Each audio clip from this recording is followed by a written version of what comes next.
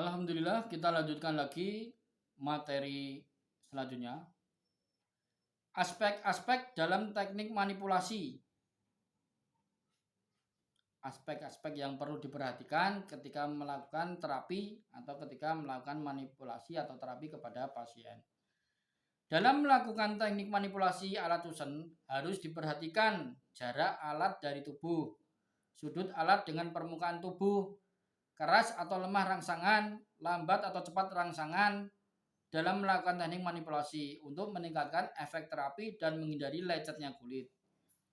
Untuk titik yang sama, bila jarak dari kulit, sudut, keras, lemah, lambat, cepat manipulasinya berbeda, maka rasa yang menjalar ke dalam tubuh juga berbeda. Secara langsung mempengaruhi efek terapi dari tuinadusen. Nah, jadi itu yang harus diperhatikan. Kita kembali ke ilmu dasar, kita harus memperhatikan aspek-aspek daripada kondisi daripada pasien. Kalau pasiennya lemah, dikuatkan. Kalau pasiennya kuat, lemah berarti defisien, ditonifikasi. Kalau pasiennya ekses atau kuat berarti disedasi. Biar apa? Biar efeknya itu ada terjadi efek yang baik kepada pasien. Gitu. Jadi jangan sampai setelah diterapi malah nggak ada rasanya, nggak ada efeknya, atau setelah diterapi malah sakit semua, malah melanjar, malah tahu melanjar itu bahasa Jawa, jarem. Nah, itu maksudnya apa? Setelah diterapi itu malah sakit, malah pegel, malah linu, malah seperti itu. Bahkan seringnya terjadi seperti itu. Makanya itu harus benar-benar diperhatikan sebagai terapis. Nomor 1, jarak dari kulit, yaitu jarak ujung alat dari permukaan tubuh yang dirangsang ditentukan oleh bahan alat, teknik manipulasi, lokasi yang dirangsang, dan kondisi fisik pasien. Bila alat terbuat dari bahan yang berat, logam, fisik pasien lemah, area yang dirangsang sempit, maka jarak ujung alat dari permukaan tubuh harus lebih rendah, dekat. Sebaiknya jika alat terbuat dari bahan yang ringan, fisik pasien gemuk, area yang dirangsang lebar, maka jarak ujung alat dari permukaan tubuh lebih rendah. Prinsip agar pasien merasa nyaman dan saat diterapi, atau mohon maaf ini lebih tinggi. Pasiennya gemuk, area yang dirangsang lebar, maka jarak ujung alat dari permukaan tubuh bisa lebih tinggi. Jadi kalau yang sudah dicetak ada revisi seperti ini, silakan dicoret kemudian diganti dengan tinggi. Prinsipnya agar pasien merasa nyaman saat diterapi. Jadi seumpama seperti ini ya. Kalau alatnya berat, kita logam kan. Ini udah cukup, ini langsung terasa. Tapi berbeda kalau alatnya kayu atau ringan atau seperti tanduk seperti resin. Sekarang kan banyak itu alat-alat pijat yang terbuat dari resin. Resin itu ya semacam kayak plastik kan ya. Nah ini kalau cuman begini nggak begitu rasa, tapi harus begini. Nah karena ada powernya yang mengisi kalau jaraknya jauh. Nah ini akan bisa terasa sama. Nah cuman kalau ini saja sedikit sudah terasa, kalau seperti memegang kayu jaraknya jauh gini, waduh sakitnya minta ampun, jeleng gitu. Nah, kan berbeda. Sudut manipulasi nomor 2 adalah sudut manipulasi, yaitu sudut yang dibentuk antara alat susun dan permukaan kulit yang dirangsang, ditentukan berdasarkan bagian tubuh yang dirangsang dan tujuan yang hendak dicapai. Sudut manipulasi yaitu tegak, miring, dan berputar. Sudut tegak, badan alat membentuk sudut tegak lurus 90 derajat dengan permukaan tubuh yang dirangsang. Nah, ini namanya sudut tegak. Ini namanya sudut tegak. Contoh untuk sebagian besar titik refleksi atau titik acupuntur dan yang paling sering dipakai dalam praktek klinis. Nah, ini yang sudut tegak itu yang sering dipakai untuk praktek klinis. B. Sudut miring. Sudut miring, badan alat membentuk 30 derajat. Umpama ini kan ini datar ya, 30 derajat seperti ini. Nah, ini nusuknya, atau 45 derajat seperti ini. 30 derajat sampai 45 derajat dengan permukaan tubuh yang dirangsang, cocok untuk titik di telapak kaki, di telapak tangan, kaki, serta telinga dan lain-lain. Jadi kalau untuk sudut miring, jadi kalau kita nerapi kepala, nerapi punggung, nerapi tangan, nerapi anggota tubuh itu kita pakainya sudut tegak. Tapi kalau untuk sudut miring, nah itu kita ketika nerapi telapak tangan atau telapak kaki itu miring.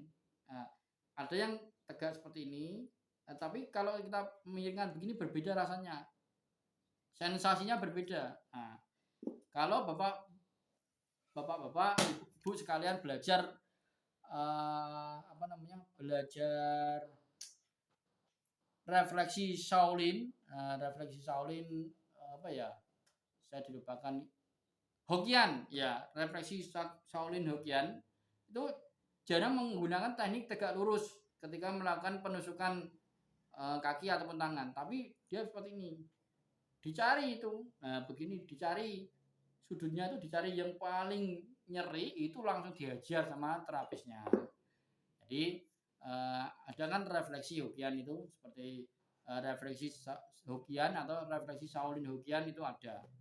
Kalau setahu saya memang pusatnya di Semarang, tapi yang paling banyak di Semarang. Cuman sepertinya ya sudah menyebar sih ke seluruh Indonesia, Jakarta tentunya. Tapi kalau tidak salah ya, saya tidak belajar sih, cuman tahu informasi guru besarnya ada di Semarang soalnya. Dan orang yang tidak melakukan ini, tidak melakukan membuka pelatihan-pelatihan, tapi merekrut para terapis yang dikerjakan di klinik-kliniknya di seluruh Indonesia. Nah itu disumpah jenengan tidak boleh cari makan di luar, mijit di luar tidak boleh. Nah, seperti itu, makanya terus diajari. Kalau jenengan mau buka sendiri, nah, tentunya dengan kompensasi yang lain saya tidak tahu kan, umpama paling tidak harus mengundurkan diri sebagai terapis di klinik Hokian, refleksi Hokian kan gitu. Nah, tapi itu saya tidak tahu detailnya, tapi saya punya teman yang pernah saya diterapi, di kaki saya ini sampai berkeringat, sampai ngos-ngosan ya, karena teknik sundutannya itu, tusukannya itu di kaki itu wah masya Allah, berbeda dengan teknik-teknik biasa yang diajarkan di akupresur itu berbeda. Ternyata ada efeknya. Sudut berputar. Sekarang kita menginjak ke sudut berputar. Sudut berputar ini sama atau boleh dibilang sama dengan yang namanya teknik dasar Joseon dengan teknik rotasi. Dia berputar. Badan alat tegak lurus dengan bagian tubuh yang dirangsang. Teknik manipulasi dengan gerakan rotasi atau berputar searah atau berlawan dengan arah jarum jam. Nah, itu yang disebut sudut berputar. Cocok untuk area yang luas seperti titik dapat informasi, hijau dan lain-lain. Nah, itu cocok untuk area depan, dada, perut, area belakang, punggung, pinggang, low back atau punggung bawah. Nah, itu cocok sekali dengan teknik-teknik rotasi.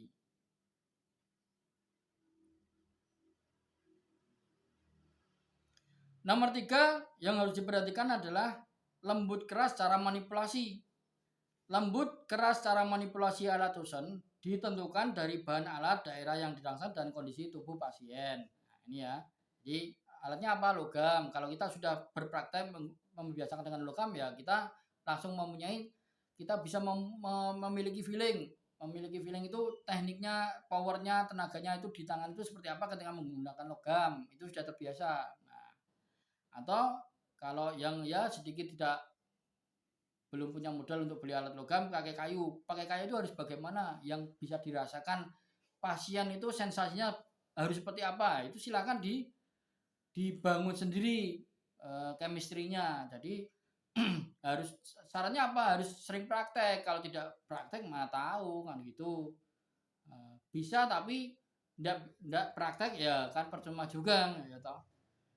Nah, seperti itu. Bila alat terbuat dari bahan ringan, fisik pasien gemuk, lokasi yang dirangsang berotot tebal, maka manipulasinya lebih keras. Nah, kita kalau punya pasien yang gede, olahragawan, nah gitu kan, terus yang dirangsang ototnya kan tebal-tebal itu olahragawan, fisiknya pasien kuat, gemuk, bahannya kayu, yaitu tenaga kita harus lebih banyak, powernya harus lebih daripada kita menggunakan logam. Nah, perbedaannya seperti itu. Kalau logam kita sedikit bisa hemat power. Nah, kalau kayu kita harus menggunakan lebih banyak power. Gitu.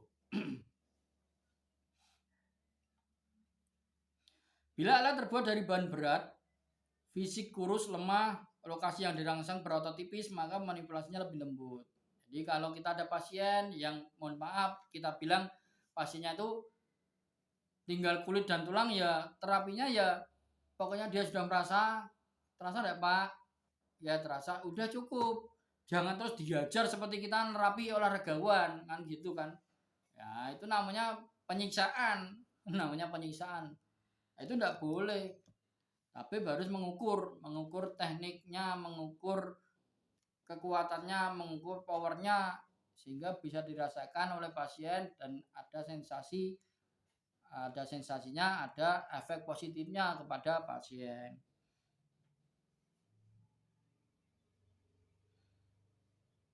Patokannya ialah bila lembut, pasien merasakan rangsangan terapi Tusen tapi tidak merasakan rangsangan terlalu keras sehingga merasa kurang nyaman. Nah, itu sudah cukup. Bila rangsangan keras, pasien merasa masih dapat menahan rangsangan maksimal cara manipulasi tersebut dan tidak merasa nyeri atau tidak nyaman, itu boleh.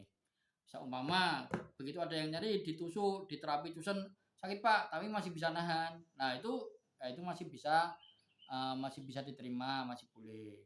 Yang tidak boleh itu dipaksa sampai gelunjatan, aduh sakit, bahkan teriak-teriak, waduh.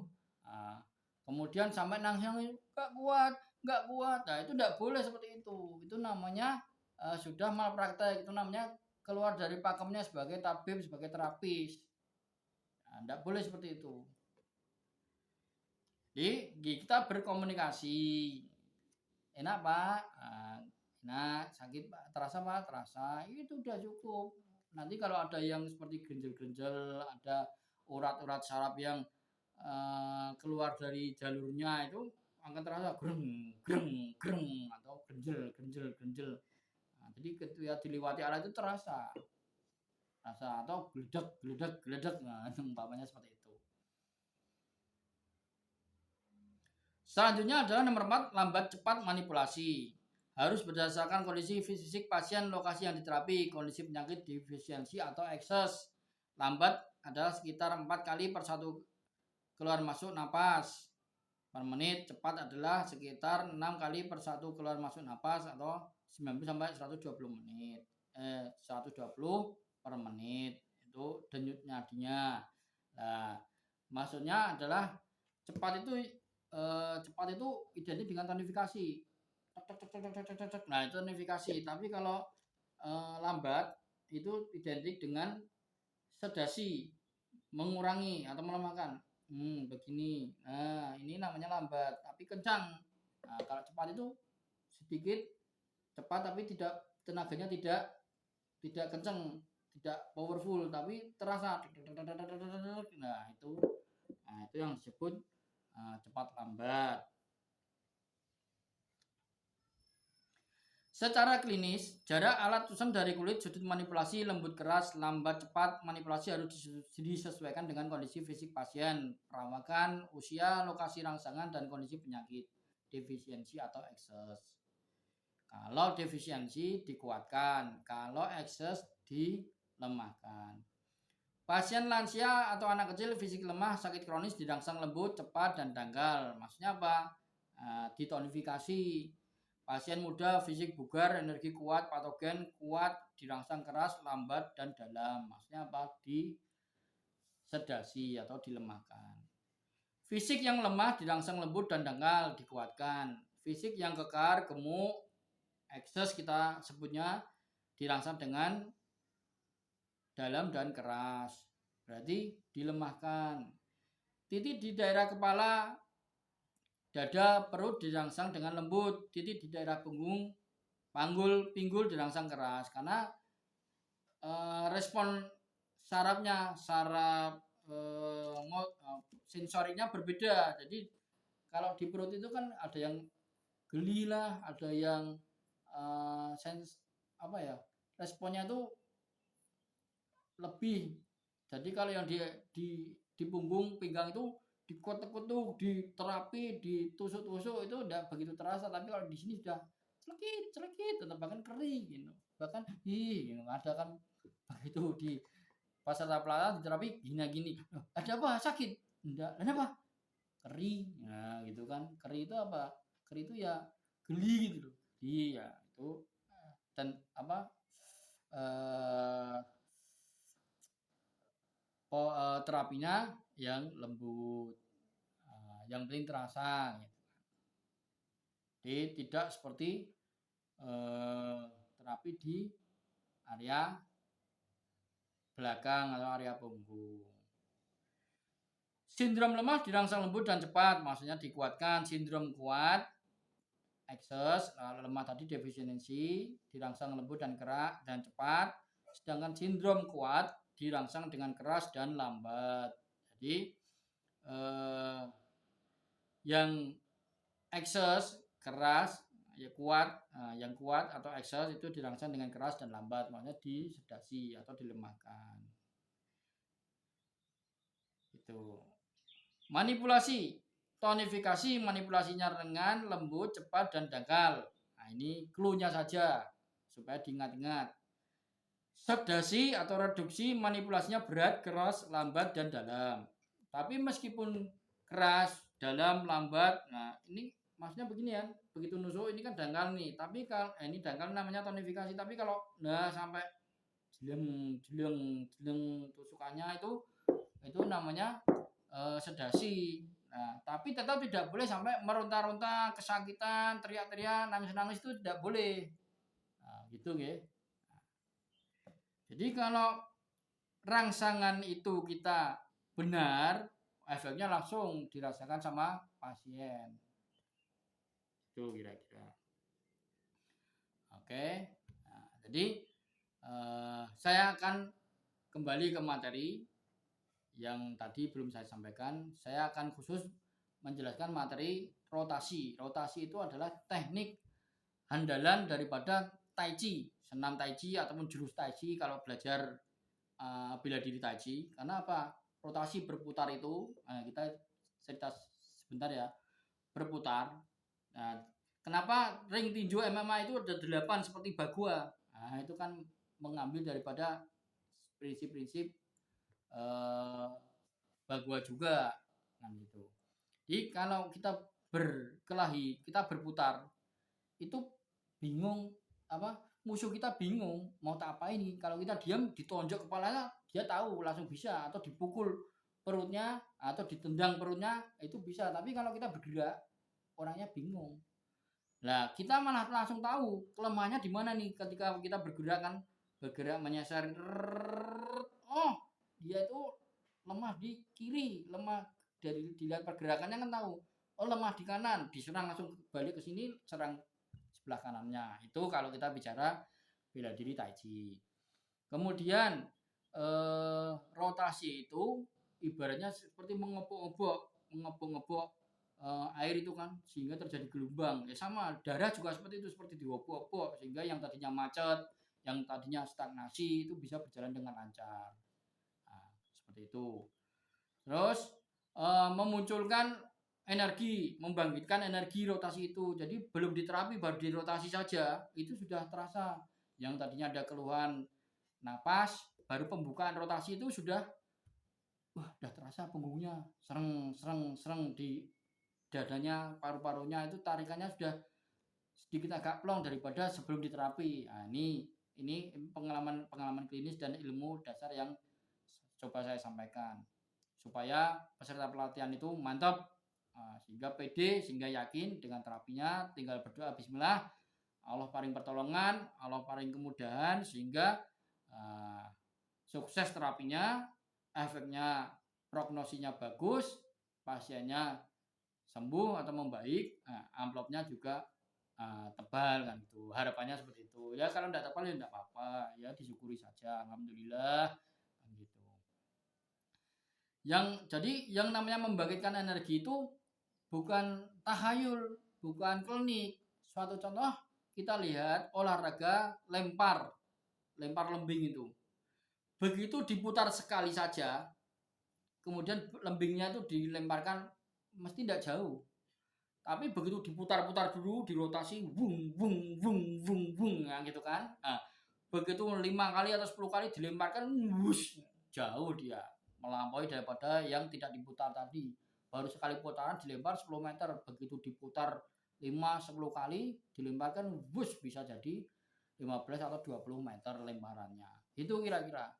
Suatu contoh ini juga ada ilmunya secara apa namanya? Ilmiah itu bisa dibuktikan. Suatu contoh kumparan. Nah, kumparan ya kan, kumparan itu bisa menimbulkan apa namanya? Kumparan lilitan diberi medan magnet, terus lampu yang tidak ada listriknya itu bisa nyala. Atau seperti kita tekniknya dinamo. Dinamo itu bisa disetel. Kalau dulu zaman saya masih kecil ya, itu kan masih SMP itu saya sering main itu Tamiya itu kan. Tamiya, motor Tamiya zaman itu motornya Jepang itu, balapan Jepang itu. Nah, jadi pada saat itu om saya melihat mobil saya itu tidak kencang larinya, tidak kencang. Sini bawa ke bengkel, di bengkel dinamonya yang kecil diambil, dibongkar, kumparannya dibikin yang baru, entah dibesarkan kabelnya, kemudian lilitannya dilebihkan atau bagaimana saya tidak tahu. Tapi dililit lagi, dipasang, mobil saya itu jadi lebih kencang.